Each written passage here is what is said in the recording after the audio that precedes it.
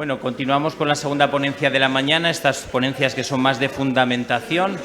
Tanto la primera, por favor, nos sentamos. La primera que hemos escuchado, magnífica, de Elisa Estevez. Ahora nos van a presentar a la segunda ponente y vamos en esta clave de fundamentación en esa relación mujer-iglesia. Hemos hecho esta mañana la relación con la Sagrada Escritura. Ahora Jaume Calvera, que es el que tenemos aquí al lado, misionero comboniano, muy conocido en las semanas porque siempre está con nosotros, pues él hace la presentación de la segunda ponente de esta mañana. Hola, buenos días. Se trata de Laura Díaz Barco, misionera comboniana. Laura nació en Madrid, me ha permitido decir el año de nacimiento, 1977. Las restas las hacéis vosotros. Estudió en Madrid en el Colegio de Santa Joaquina Vedruna. Trabajó en su parroquia desde muy joven como catequista, la parroquia de la Virgen de la Caridad. Y posteriormente estudió Administración y Dirección de Empresas. Acabada la carrera, a partir de 1997 empezó su contacto con las misioneras combonianas en un proceso de discernimiento vocacional que le llevó a entrar en las misioneras combonianas en el 2001 y después de su periodo de formación, la mayor parte de él en Italia, profesó en el 2005.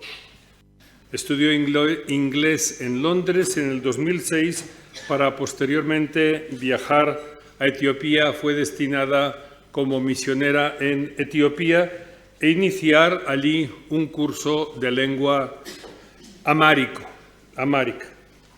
Trabajó entre los Gumuz, que es un grupo al noroeste de Etiopía que está junto a la frontera con Sudán.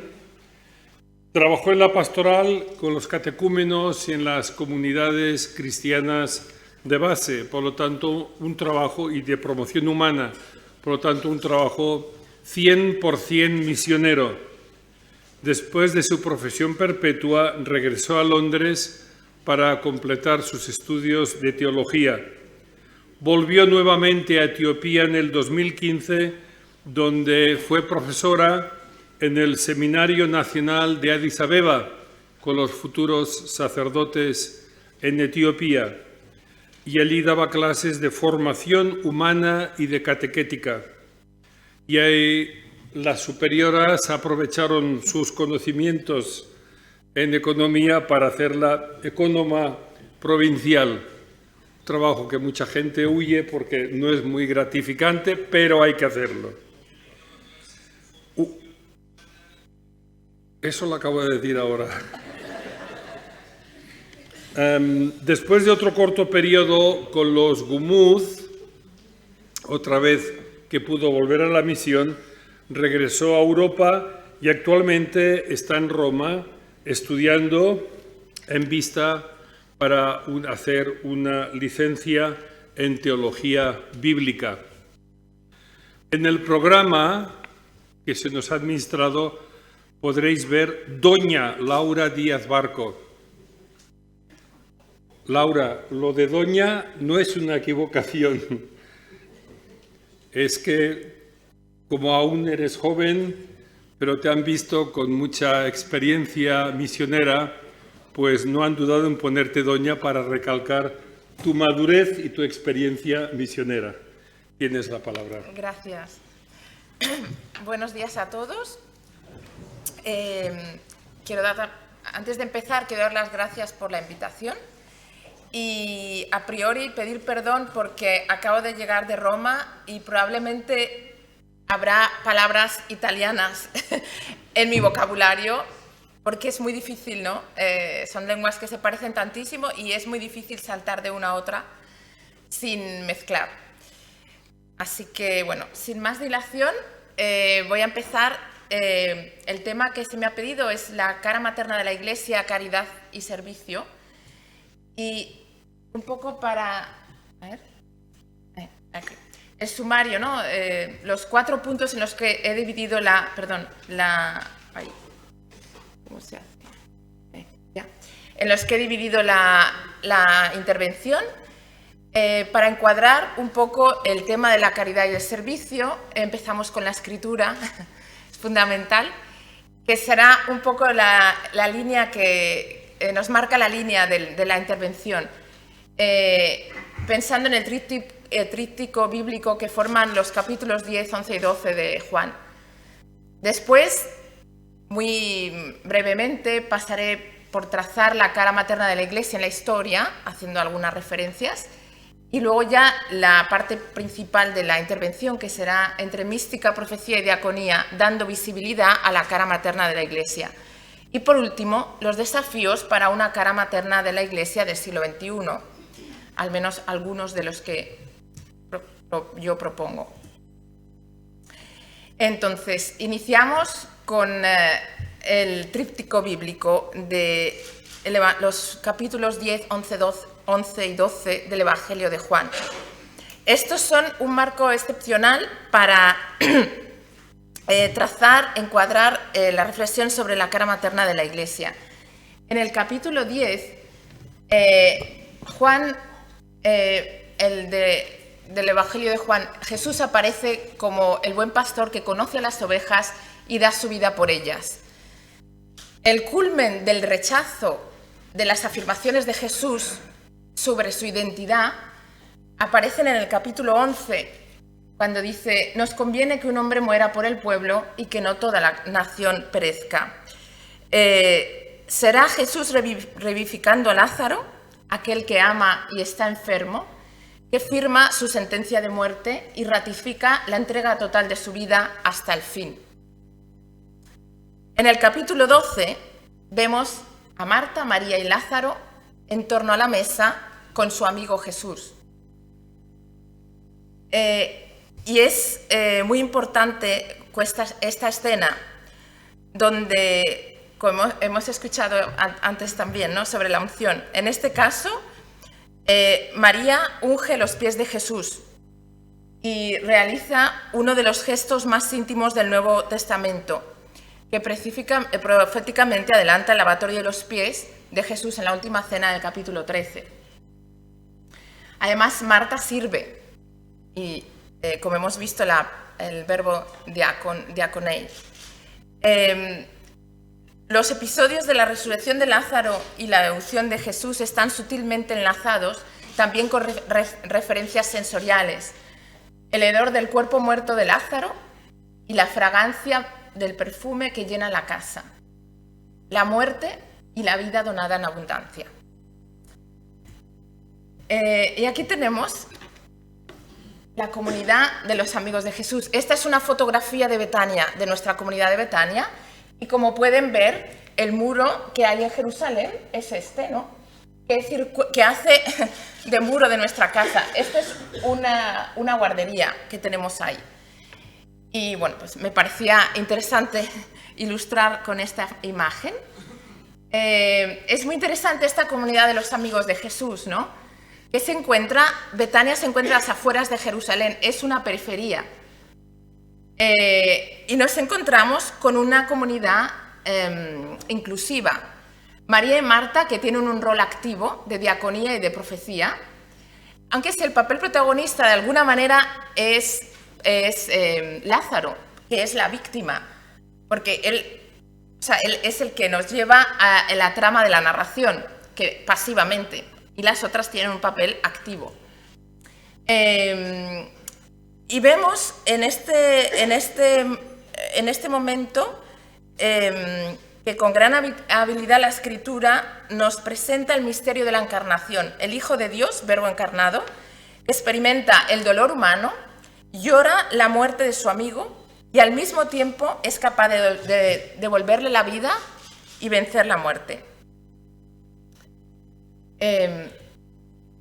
Este es el buen pastor que conoce a sus ovejas, se interesa por ellas, se impregna de su dolor. Ay.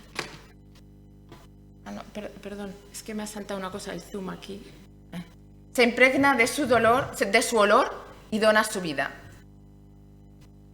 Podemos pensar, ¿no es no es acaso el amor materno de Dios que Dios profesa por el pueblo de Israel lo que Jesús nos ha venido a revelar? ¿Pero acaso se olvida la mujer del hijo que dio a luz? ¿Acaso deja de compadecerse del hijo de su vientre? Tal vez ella lo olvide, pero yo nunca me olvidaré de ti. Delante de la proximidad y empatía y entrega de Jesús que encuentran un eco en los gestos de cuidado de Marta y María, ¿cómo no pensar a esa imagen tan querida por Papa Francisco sobre la Iglesia como un hospital de campaña en la batalla? Veo claramente que lo que más necesita la Iglesia hoy es la capacidad de curar las heridas y calentar los corazones de los fieles. Necesita cercanía, proximidad. Veo la Iglesia como un hospital de campaña después de la batalla. En mi opinión, la reflexión sobre la cara materna de la Iglesia hoy pasa sin duda por elementos como Eucaristía, comunidad, amor, amistad, intimidad, inclusión, periferia, diaconía, profecía, muerte, dolor, hospital de campaña, resurrección, vida, ternura, compasión.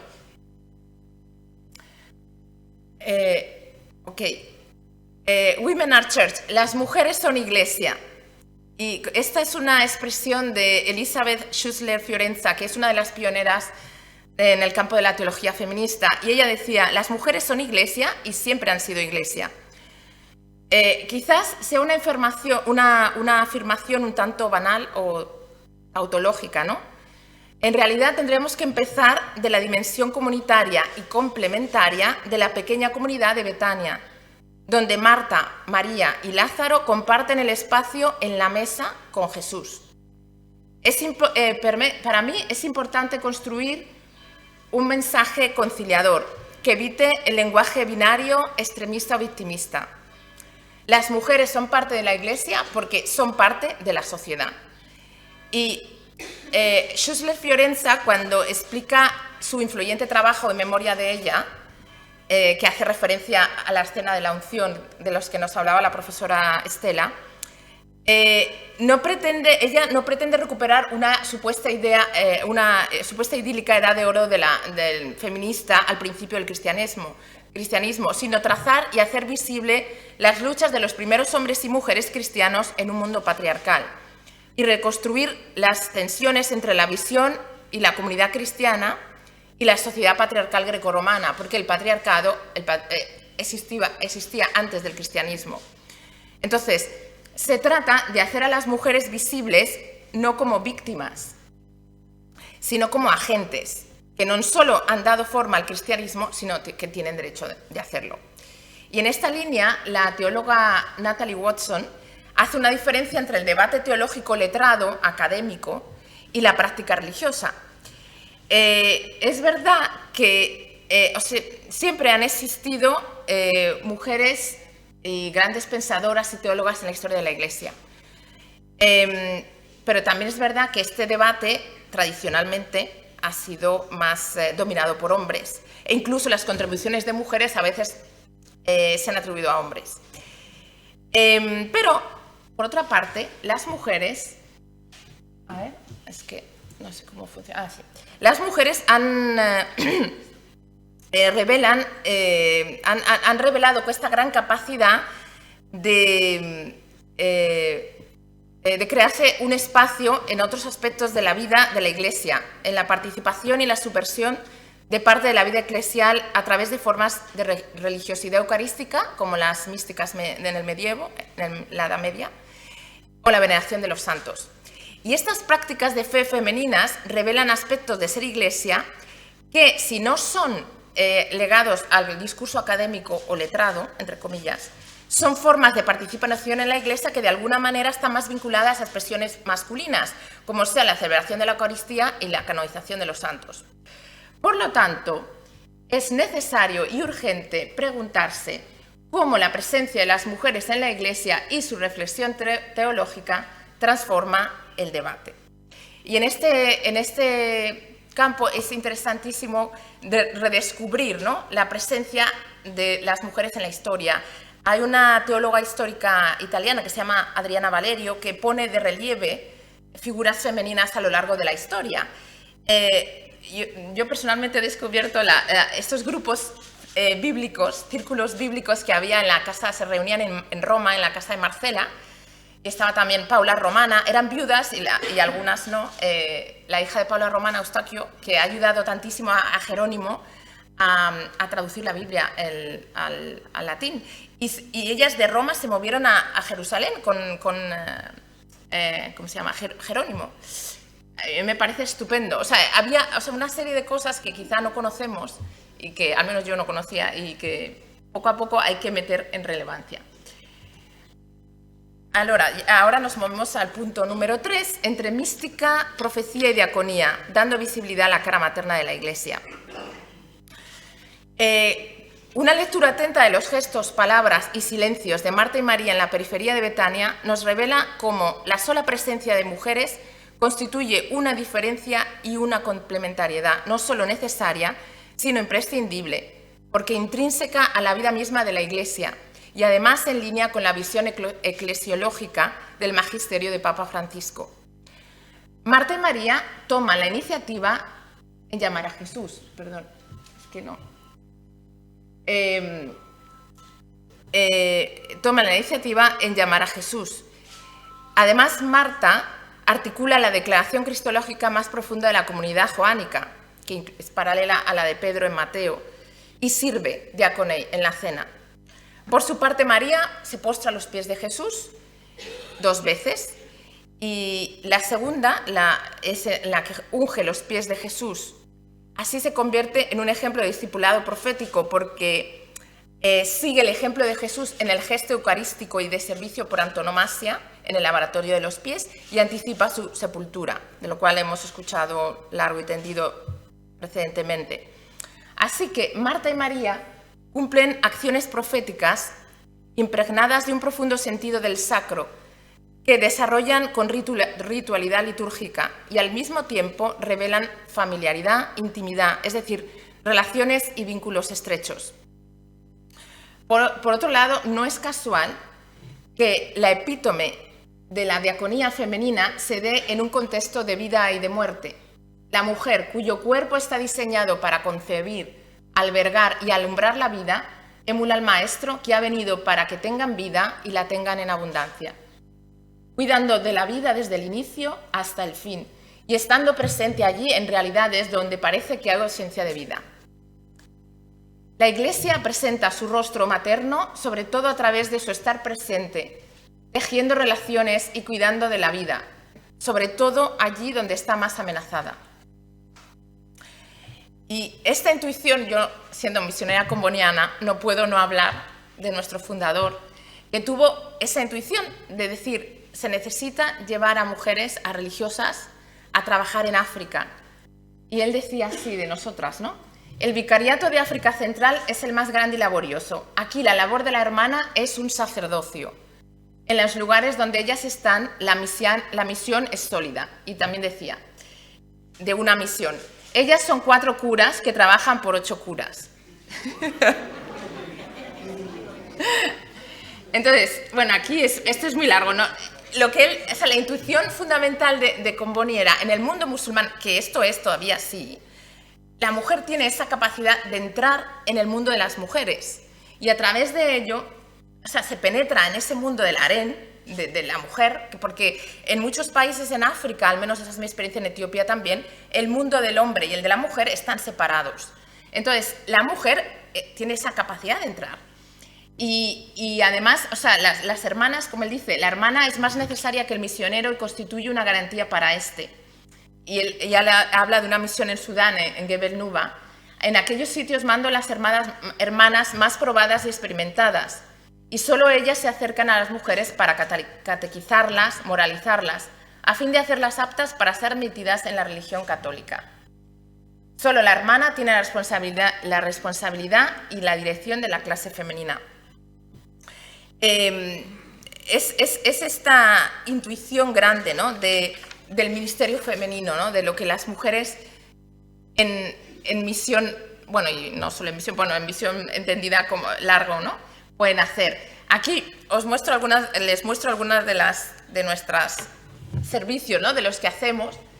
Estas fotografías, la primera, ahí arriba, es en la prisión. En una prisión es un trabajo en la parte de la sección femenina de la prisión, donde hay una escuela que prepara a las mujeres, a las presas, ¿no?, para luego que encuentren trabajo fuera, cuando salen. Y estos están en concreto pues, de peluquería, también aprenden a coser, a confeccionar, o sea, corte y confección. La otra parte es una escuela también en la misma ciudad, donde aprenden hostelería, todo el hotel management, bueno, catering, no sé cómo se dice en español, este tipo de actividades que también para encontrar trabajo, todas encuentran trabajo. Aquí al frente ha habido una hermana española hasta el año pasado que pasamos la escuela a las dominicanas. Este también, otro de los ministerios, aquí también, que eso es una hermana española, también, ahí arriba.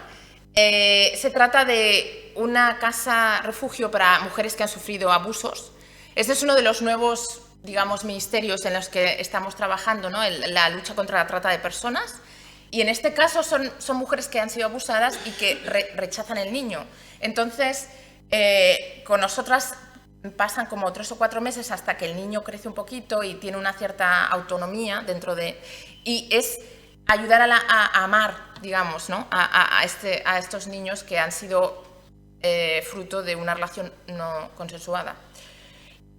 La otra foto es una clínica, porque nosotros también nos focalizamos mucho en toda la parte de la maternidad, ¿no?, acompañar el proceso de gestación. Y a los niñitos hasta que tienen 5 años en Etiopía hay un programa que se llama Maternidad Segura, que es del gobierno y se hace en colaboración con el gobierno, y toda esa fase viene dada gratuitamente.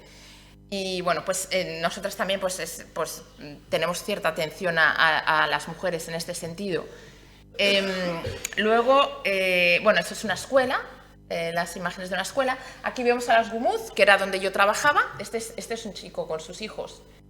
Y esta también es una clínica que tenemos ahí. Y estos son los jóvenes de los Gumuz, donde también había programas de pastoral, donde estuve yo trabajando, y preparación de los catequistas y de los catecúmenos para los sacramentos de iniciación.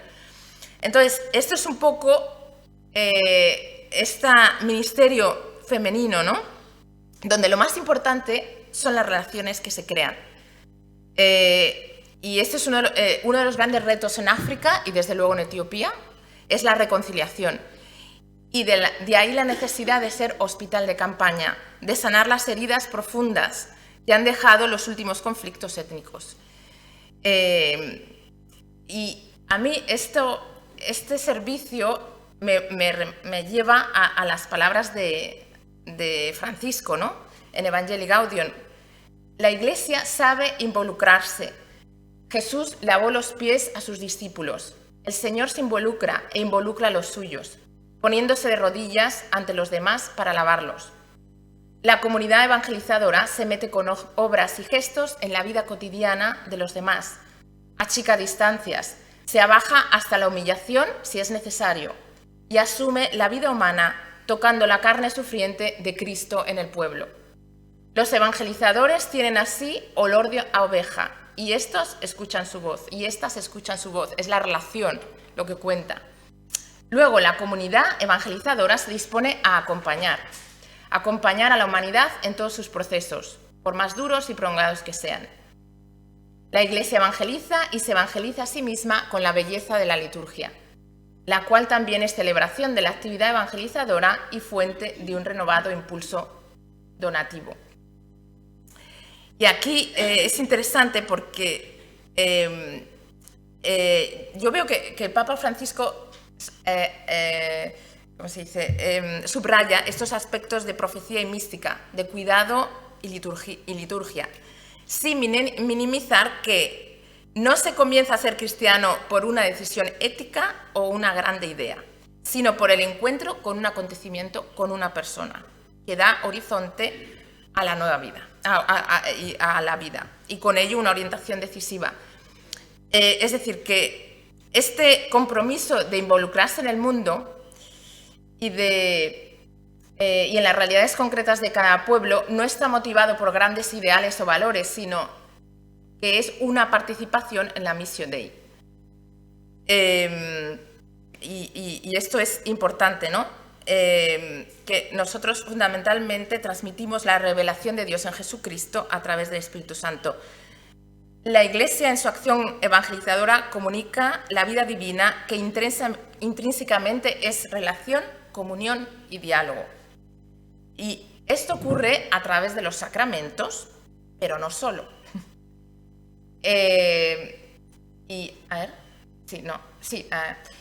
Pero no solo.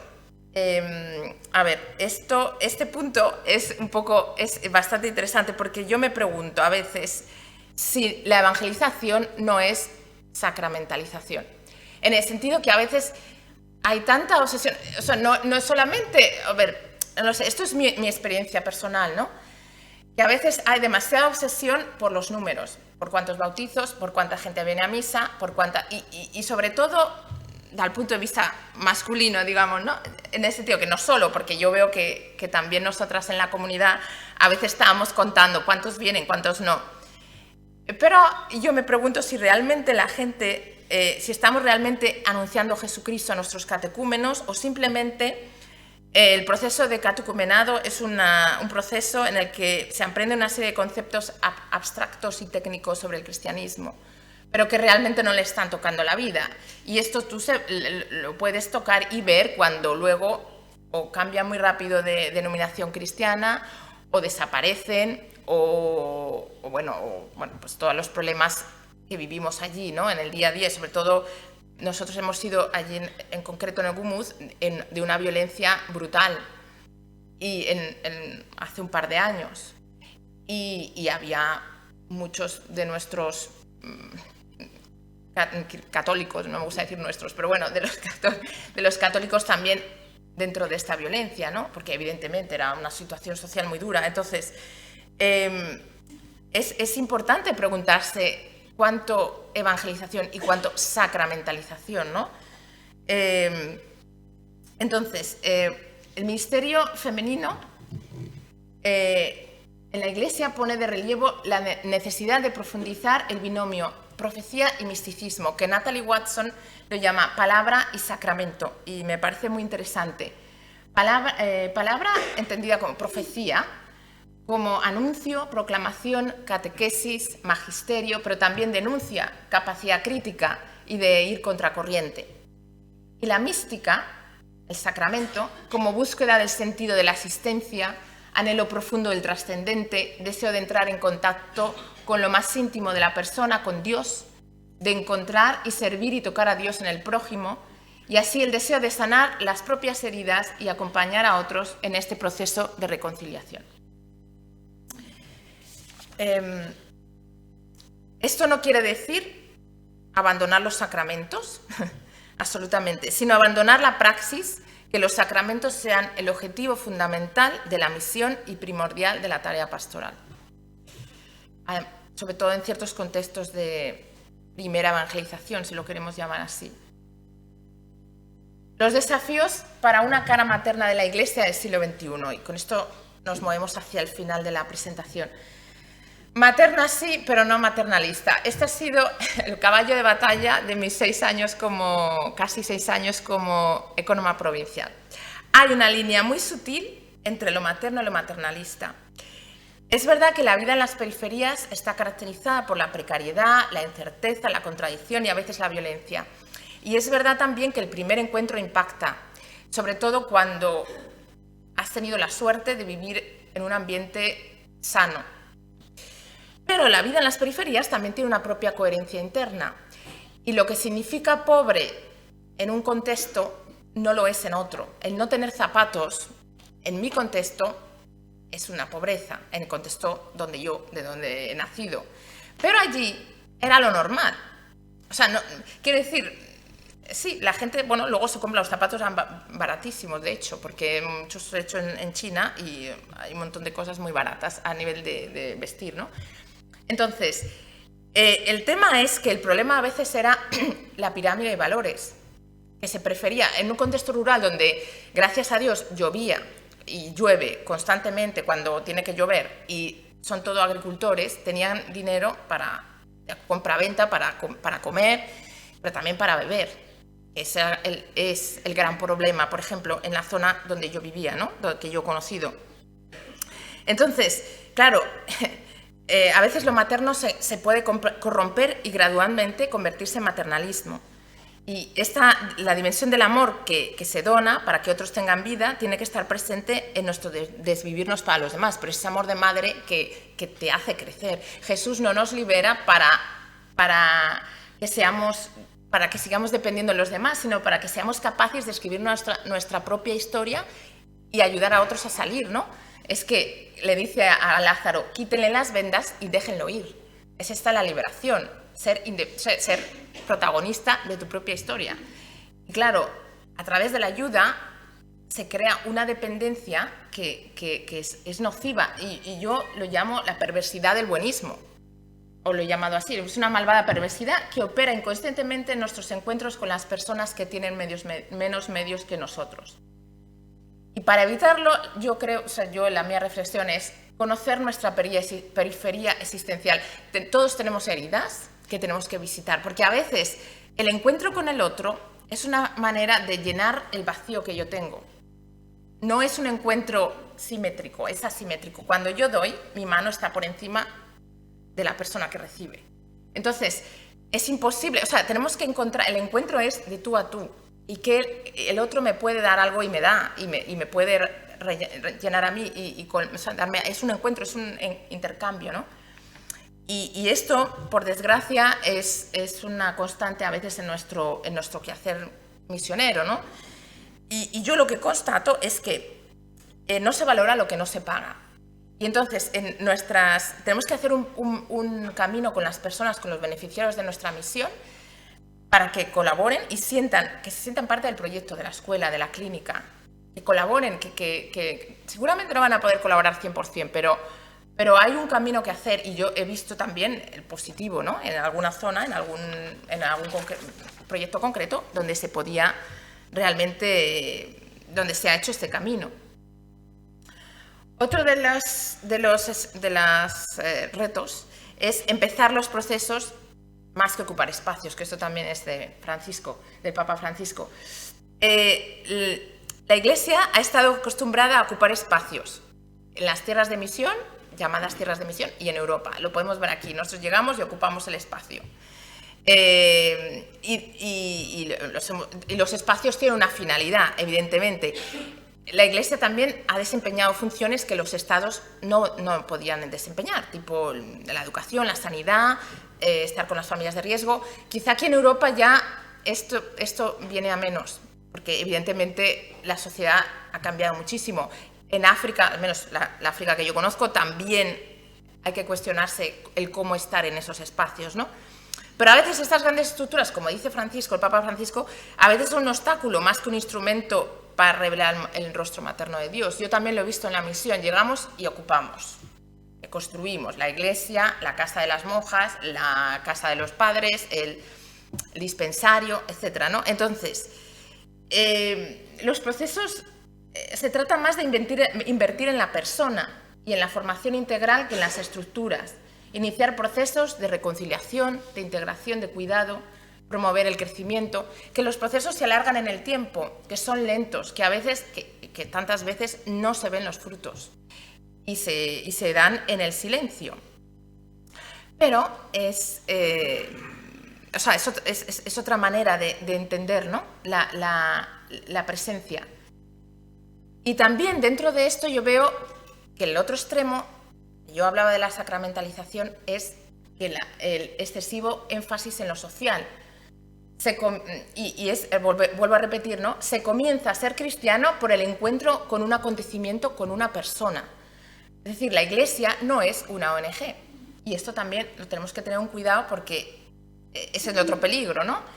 Y la profesionalidad y el buen hacer de nuestro servicio no pueden estar desligadas de la sacramentalidad y la sacralidad que él mismo está llamado a desprender como el perfume de Betania. ¿Qué hay de diferente, ¿no? O qué tiene que estar de diferente en nuestro modo de hacer y de estar como misión? Que aunque sea una persona musulmana que nunca llegará a abrazar la fe cristiana, pueda decir, aquí hay algo que no es igual que una ONG, con todo el respeto, ¿no? O que otras instituciones gobernativas que dan los mismos servicios. ¿Qué hay de diferente, no? O sea, o que tiene que haber. Y por último, hacia una iglesia más inclusiva. El discurso sobre las periferias nos lleva a considerar el grande desafío de su inclusión en el debate teológico y en la praxis eclesial, incluyendo a las mujeres como sujetos periféricos. Las son espacios donde se genera conocimiento.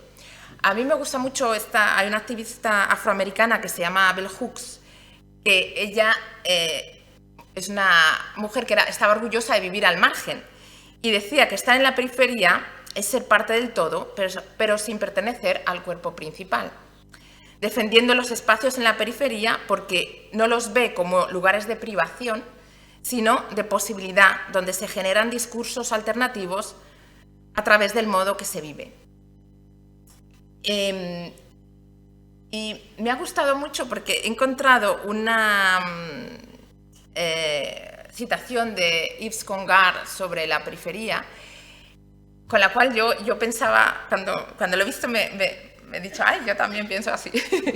Y me ha gustado que encontrarlo allí, ¿no? Que la gente de la periferia ve las cosas que los demás no ven, mientras que el centro tiene la misión de supervisar los nuevos movimientos con vistas a armonizarlos con el conjunto de la Iglesia. El centro, con su vocación de estructura, prefiere algo definido a algo que busca y se esfuerza por expresarse. Sin embargo, un organismo espiritual es más probable que crezca de los elementos que buscan y se esfuerzan por expresarse, es decir, de la periferia.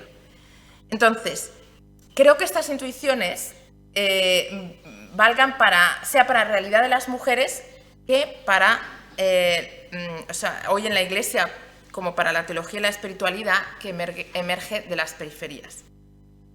En este sentido, hablando de la teología y la espiritualidad que emerge de las periferias, mi experiencia en Etiopía ha sido así. Etiopía es un país cristiano oriental, no occidental. Entonces, el encuentro con el cristianismo oriental, los misioneros occidentales u occidentalizados, quiere decir que vienen de otros países que han recibido el anuncio del Evangelio más tarde, pero que el anuncio que han recibido es de corte occidental, les cuesta muchísimo entrar en contacto y en diálogo con la espiritualidad oriental etíope. Y gente que viene de África, no solamente europeos, les cuesta muchísimo. ¿Por qué? De otros países de África. Y sin embargo, el cristianismo etíope es de los más inculturizados del continente, porque ha sido un proceso largo de inculturación, además de penetrar, ¿no? Y hay un montón de elementos que son propios y no tienen nada que ver con otros países de África. Pero nos cuesta, porque es distinto, porque no lo entendemos, porque se requiere un esfuerzo bastante grande para entrar y tanta humildad. No solo el lenguaje, que ya la lengua, pero otros elementos porque son de otra espiritualidad, pero es cristiana y es muy rica. Y de hecho yo al final empecé a estudiar teología porque fui allí y me empecé a preguntar tantas cosas, ¿no? Entonces, claro, las periferias, si nosotros los vemos como lugares de depravación, pues no vamos a encontrar nada que nos alimente, ¿no? Que nos enriquezca o ninguna cosa que sea un tesoro, digamos, ¿no? Y en cambio, es el cambio de perspectiva, ¿no? O sea, es verdad que nos cuesta apreciar el diferente y lo que es alternativo y lo que es la alteridad, pero ese es el camino del diálogo, ¿no? El encontrar ahí el reconocimiento y aceptación del otro y lo que ofrece. Y esto nos libera de la posición maternalista o paternalista, porque yo no solo veo la pobreza, sino que puedo ver que el otro tiene un acceso al misterio y que su acceso al misterio, a la trascendencia, enriquece el mío, ¿no? Por lo que respecta a las mujeres, creo que hay un largo camino que recorrer para la inclusión de las mujeres al servicio de la palabra en sentido estricto, sin mencionar los sacramentos. Pero, de una parte, es verdad que el número de mujeres que se preparan teología y escritura es todavía muy discreto. Yo estoy estudiando la gregoriana y somos pocas. Y, bueno, en mi congregación, que es una congregación misionera, hay muy pocas hermanas que se han preparado en teología o en escritura. Las hay, pero somos un número muy discreto. Y es una pena, porque sin dejar la parte ministerial, yo creo que todas deberíamos prepararnos al menos en un mínimo fundamental, ¿no? Porque enriquece, primero de todo, nuestra vocación cristiana, ¿no? Pero sobre todo también nuestra vocación religiosa, la vida religiosa y misionera, en mi caso. Es verdad que, de otra parte, aunque con cierta preparación, las mujeres no siempre encuentran espacio para proclamar la palabra, predicar o administrar sacramentos. Y también esto doy fe, porque en Etiopía también he estado de vicepárroco, casi, y a veces depende quién es el párroco, y es un comboniano, porque era una parroquia comboniana, con todo mi respeto aquí a los presentes. No siempre es fácil, ¿no? Depende muchísimo de la persona, en este caso. Mi experiencia allí, cuando estaba en el seminario mayor, y enseñé, era parte del personal docente por 4 años, y ha sido una experiencia maravillosa, muy bonita. Y creo que es fundamental, porque es la preparación del clero local, de los religiosos locales y de los líderes locales, ¿no? Y es una manera de romper prejuicios y de trabajar por la inclusión, porque ya ven la mujer desde otra perspectiva. Además, viendo tantos jóvenes que estaban un poco perdidos, viniendo a la ciudad, Addis Abeba, a estudiar, les falta esa dimensión materna, ¿no? En casa o incluso en los estudios. Entonces, creo que es un servicio muy bonito y muy necesario en la iglesia local, ¿no? Y creo que allí, como preparación de líderes, tenemos que no olvidar esta parte, nosotras como misioneras, ¿no? Religiosas. Yo tengo que decir la verdad que a mí todo el mundo me quiso, me respetó muchísimo. En Etiopía hay un gran respeto por el extranjero, porque es un país semítico y tienen muy fuerte esto de la acogida, y a mí me respetaban mucho, aunque fuera una mujer y fuera joven y no llevaba el hábito. Pero bueno, que sí, porque por el hecho de ser extranjera casi que era una cosa exótica y les llamaba la atención. Pero sí, fue una experiencia muy bonita. Y que ya estoy terminando casi. Como dice Bell Hooks, la periferia es un espacio de creatividad y poder, de profunda solidaridad, de resistencia. Entra en ese espacio, vamos a encontrarnos allí. La tarea fundamental de una iglesia y una teología más inclusivas. No se trata del uso del lenguaje, sino de alargar el espacio de nuestra tienda, de sentirse complementarios, de sentarnos a dialogar, a pensar, a decidir y a celebrar juntos, como Marta, María y Lázaro en Betania, a las afueras de Jerusalén. El rostro materno de la Iglesia a menudo permanece velado en el silencio, imperceptible y todavía indispensable. Así es todo lo que nace del Espíritu.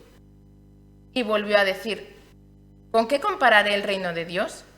Pues es semejante a la levadura que una mujer toma y guarda en 3 medidas de harina, hasta que toda la masa fermenta. Muchas gracias.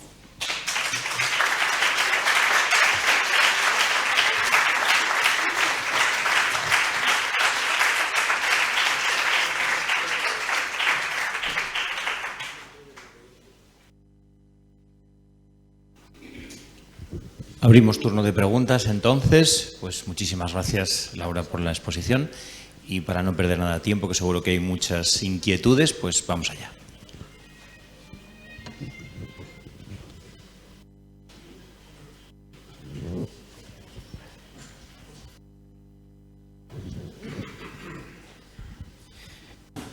Gracias, Laura, por la presentación y por traernos un poco el mundo de Etiopía también hasta aquí. Has insistido bastante en el mundo de las relaciones. Es decir, cómo de alguna forma, tanto desde los sacramentos como desde la palabra, poder transformar esas relaciones, ¿no? Que empiezan, pues ya lo has dicho tú, estás tú como misionera con otros misioneros y ahí hay un caballo de batalla y depende de cómo sea cada uno. Luego el misionero y la misionera con la gente local. Luego todas esas situaciones que has dicho de violencia, y Etiopía y Eritrea que han estado en guerra, no sé cómo están ahora las relaciones. O sea, todo ese mundo de la violencia, todo ese mundo quizás de las etnias, no lo sé. Mi pregunta sería esta. ¿Habéis comenzado algún itinerario o alguna iniciativa concreta para poder decir, bueno, nuestra finalidad es transformar esas relaciones, ¿no? Que yo creo que es en definitiva un poco la finalidad del Evangelio? Claro, ese es el problema.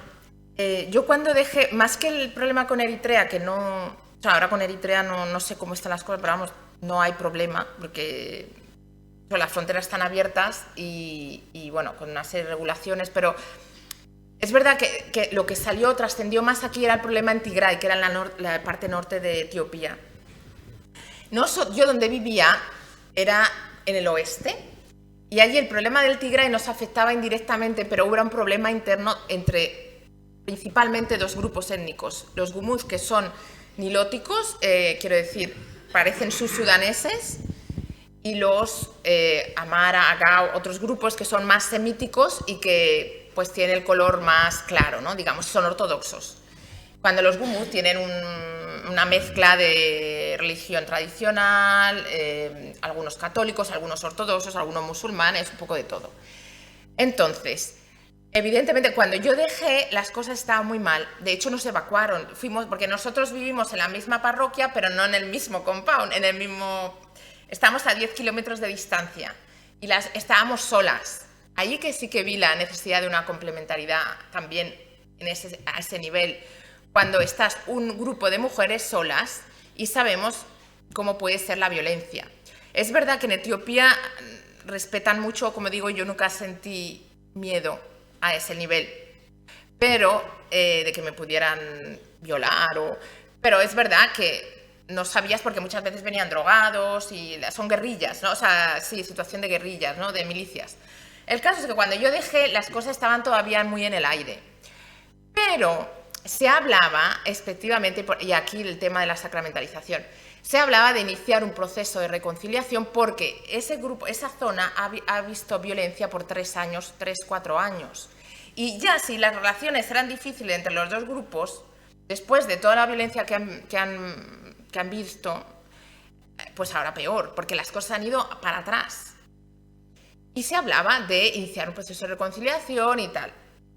Por desgracia, bueno, ahora exactamente no sé lo que harán, pero yo sé que volvieron las cosas, gracias a Dios parece que empezaron a hablar con los guerrilleros y se calmaron las cosas, y en vez de, no sé, empezar este proceso de reconciliación y hablar con los ancianos y todo eso y encontrar a las comunidades cristianas, parece que pasaron página así y volvemos a, decíamos ayer, ¿no? Y yo sé que empecé a ver fotografías que habían bautizado a gente y yo decía, ¿pero qué bautizo? O sea, de verdad, esto es una reflexión personal, muy personal. Digo, pero vamos a ver, ¿por qué están bautizando si esta gente lleva 3 años corriendo a la, ¿cómo se dice? A la selva? Bueno, no es la selva, pero bueno, tipo, ¿no? Que han dejado su casa, que han matado a no sé cuánta gente. No lo sé, sinceramente, sí, lo hemos dicho tantas veces, pero luego parece que no llegamos a concretar porque al final acabamos siempre en el sacramento. A ver, no quiero ser tan negativa y sí que ha habido algunas iniciativas, ¿no? Muy locales. Quizás funciona mejor, pero es verdad que el gran dilema será cuando se pongan enfrente los dos grupos que vivían mezclados. Uno se fue porque tenían miedo y cuando vuelvan pues no sé qué pasará. Pero es verdad que todavía a estas alturas yo no he visto ese proceso de nuestra parte. Y con dolor, lo digo con dolor, pero bueno, yo ya no estoy allí. Y nuestras estructuras ayudan. Porque claro, a la iglesia te vienen solo un grupo. Pero a la clínica viene todo el mundo. A la escuela, bastante gente. Bueno, la clínica es maravillosa. Yo no puedo ser enfermera porque... Pero todo el mundo acaba por ir del más anciano al más reticente, al más... Y eso es maravilloso porque ahí se crean un montón de relaciones, ¿no? y de amistades con gente que jamás tú pensarías de hacerlo. Porque claro, al final todo el mundo nos ponemos enfermos. Y en el tema de la escuela, pues bueno, sí, es una manera importante por las familias, porque ahí las familias están muy divididas, hay mucho problema también de disfunción familiar, también con las mujeres, las niñas las obligan a casarse y tal, las intercambian, todavía ahí está el intercambio, ¿no? Para casarte tienes que tener una hermana que te cambia, y en fin, todo eso es un proceso largo de cambiar, pero que hay que evidentemente cogerlo en mano, tomarlo, ¿no?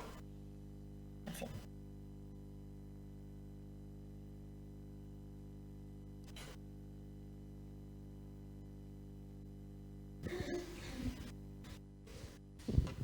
Muchas gracias, Laura. Yo quería preguntarte, has hablado de hacia una iglesia más inclusiva, ¿no? Y tú, yo creo que has vivido los dos aspectos que has comentado, en las periferias y ahora estás en Roma. ¿Cómo ves como mujer la diferencia en un sitio y en otro?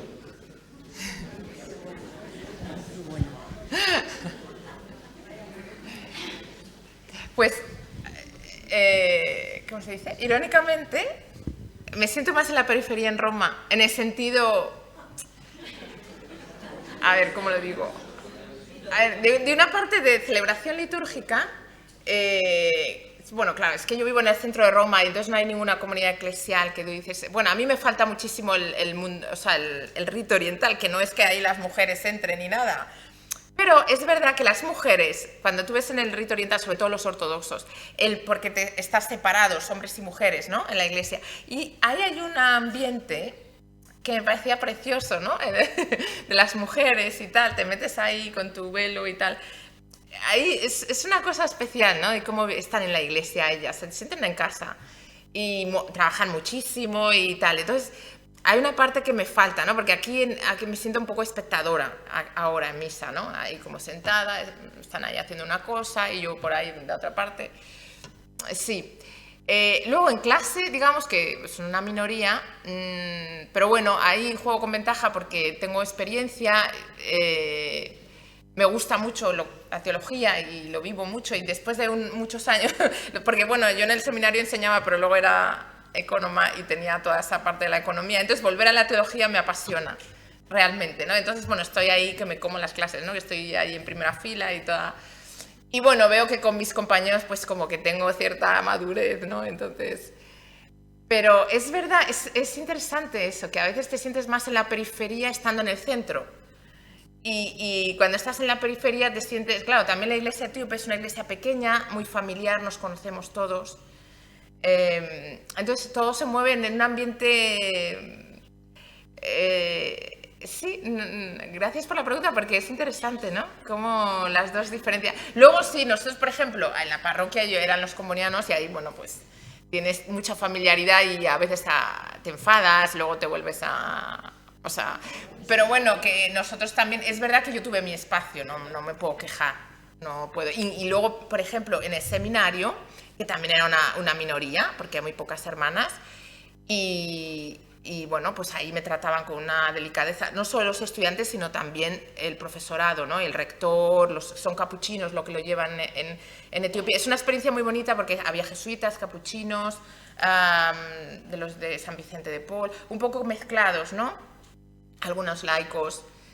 Y entonces ha sido una experiencia muy bonita y siempre con mucha delicadeza, sí, también este elemento exótico, ¿no? De una que viene de España aquí.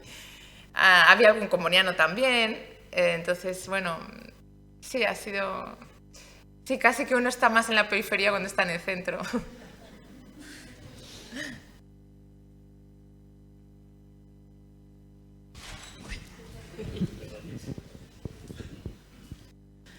Gracias, Laura, por todas tus aportaciones que han sido muy enriquecedoras todas.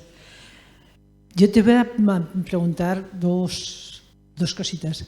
Has hablado de sacramentalización y he querido entender también de desarrollo humano. No sé dónde ponemos lo primero o lo segundo. Has hablado también de no maternalismo, no paternalismo y de cómo los otros, digamos, de alguna manera los beneficiarios, también tienen mucho que aportar y también pueden ser personas activas dentro de esa acción que estemos haciendo en Etiopía o en Burgos. Y por último, has hablado de teología y de la formación teológica. Yo creo que a las mujeres religiosas o laicas necesitamos una formación teológica importante. No sé si una formación teológica importante con una visión femenina o volviendo a los clásicos. Y también creo que en las facultades de teología tiene que haber una formación desde la mujer formada en teología, porque es muy importante el punto de vista que vosotras nos habéis dado, tanto Estela como tú, ahora. No sé qué opinas de ello. Gracias. A ver,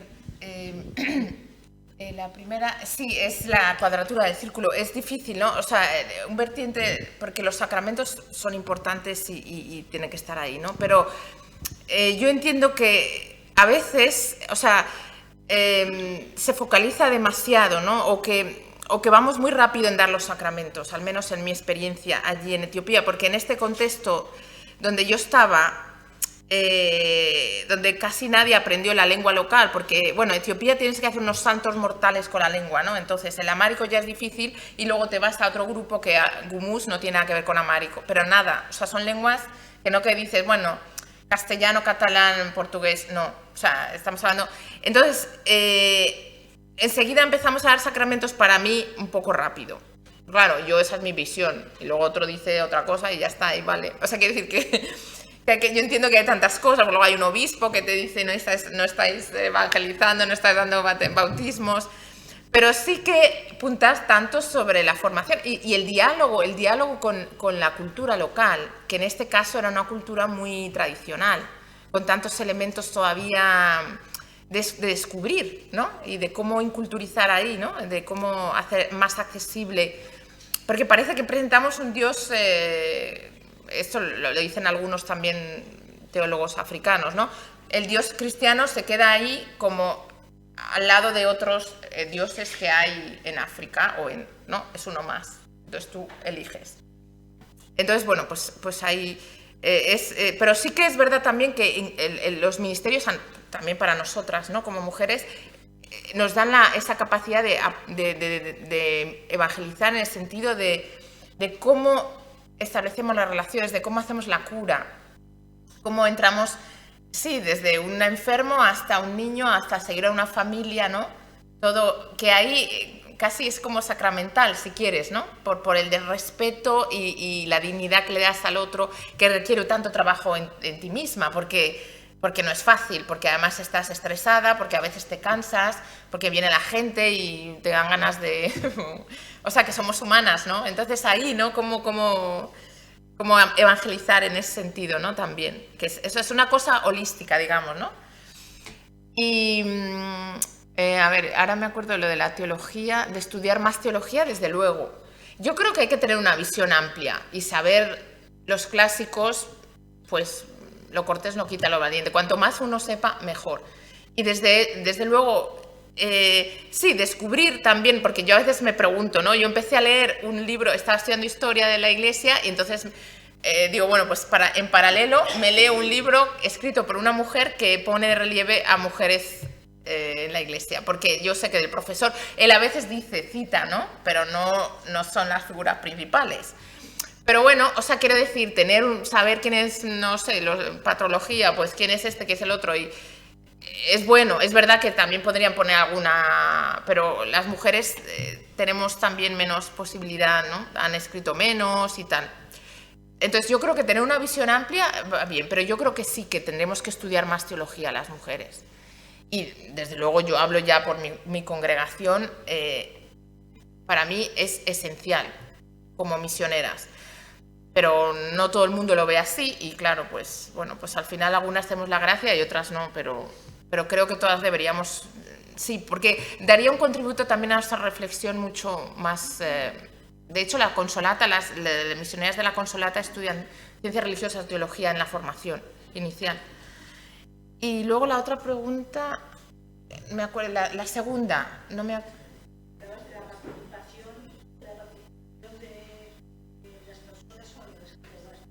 Sí. Sí,